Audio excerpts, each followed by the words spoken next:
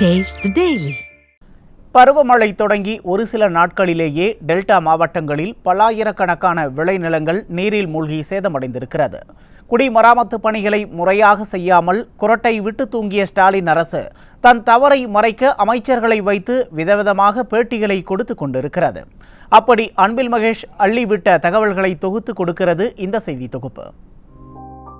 நீரில் மூழ்கி இருக்கும் நெற்பயிர்களை கண்டு நெஞ்சில் அடித்துக் கொண்டு அழுவதா, இல்லை 3 ஆண்டுகளுக்கு பிறகு பேசியே மக்களை முட்டாளாக்கலாம் என நினைக்கும் திராவிட மாடலை நினைத்து சிரிப்பதா என தெரியாமல் நாகை மாவட்ட குடிமராமத்து திட்டத்தை செயல்படுத்தாமல் கால்வாய்களை முறையாக தூர்வாராமல் தூங்கிக் கொண்டிருந்த ஸ்டாலின் அரசுதான் தங்களுக்கு ஏற்பட்ட பெரும் நஷ்டத்திற்கு காரணம் என விவசாயிகள் புலம்புகிறார்கள்.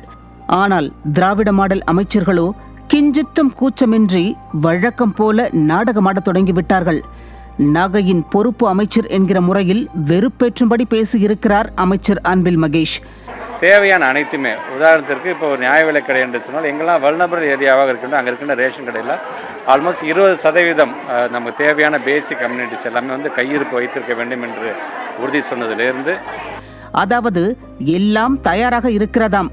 20% ரேஷன் பொருட்களை அதிகமாக வைத்திருக்கிறார்களாம். காட்டுறவன் காதை கொஞ்சம் தூக்கி காட்டுனா குத்துறவன் குண்டு ஊசிக்கு பதிலாக கோணி ஊசியை வச்சு குத்துவானா. அப்படித்தான் இருக்கிறது அமைச்சரின் பேச்சு. ரேஷன் கடைகளில் பருப்பு, பாமாயில் உட்பட எந்த பொருட்களும் தட்டுப்பாடு இல்லாமல் கிடைப்பதில்லை. இன்று போய் நாளை வா என மக்களை அலைக்கழிக்கிறது திராவிட மாடல் அரசு. மாதந்தோறும் பாமாயிலும் பருப்பும் கொடுக்க வழி தெரியாதவர்கள் 20% பொருட்களை அதிகமாக வைத்திருக்கிறோம் என சொல்வதை எப்படி நம்புவது என்பதுதான் மக்களின் சந்தேகமாக இருக்கிறது. கிட்டத்தட்ட பயிர்கள் மட்டும் பார்த்திங்கன்னா நம்முடைய நாகைப்பாட்டு மாவட்டத்தில் மட்டும் கிட்டத்தட்ட ஒரு 5300 ஹெக்டேர்ஸ் கிட்ட தண்ணி நிற்கின்றது. அதில் நிறையா தலைஞாயிறு பக்கத்தில் தான் கிட்டத்தட்ட பார்த்திங்கன்னா மோர் தென் 3000 ஹெக்டேர்ஸ்க்கு தண்ணி நின்று கொண்டிருக்கிறதா சொல்லியிருக்கிறாங்க. எல்லாம் 2 மாத பயிர்னு கூட எல்லாருமே சொல்லியிருக்காங்க. ஸோ அது இன்னும் ஒரு 10 நாளைக்கு தாங்கும் என்று சொன்னாலும், இன்றைக்கு நமக்கு மிகப்பெரிய ஒரு இயற்கையை நமக்கு எந்த அளவுக்கு கை கொடுக்குதுன்னு சொன்னால், மழை பெஞ்சாலும் அப்பப்போ நம்ம கேப் விட்டு தான் போயிடுது. அந்த கேப் விடும்பொழுது இங்கே இருக்கின்ற ஸ்டடி படி பார்த்தீங்கன்னா ஒரு 1/4 மணி நேரம் கொஞ்சம் மழை நின்னாலே கொஞ்சம் வடிகால் கொஞ்சம் ஈஸியாக எங்களுக்கு சொல்லியிருக்கார்கள். அதாவது 15 நிமிடங்கள் கிடைத்தால் போதுமாம், வயல்களில் தேங்கிய மழை நீரை வெளியேற்றி விடுவார்களாம். அடேங்கப்பா! கோடை காலத்தில் வாய்க்கால்களை முறையாக தூர்வாரி இருந்தால் தண்ணீர் தேங்கி இருக்காதே. அப்போதெல்லாம் தூங்கி வழிந்துவிட்டு இப்போது 15 நிமிடங்களில் நீரை வெளியேற்றுவோம் என சொல்வது யாரை ஏமாற்ற? 6 மாதங்கள் செய்யாததை 15 நிமிடங்களில் செய்திருவீர்களா என விவசாயிகள் கேட்கிறார்கள்.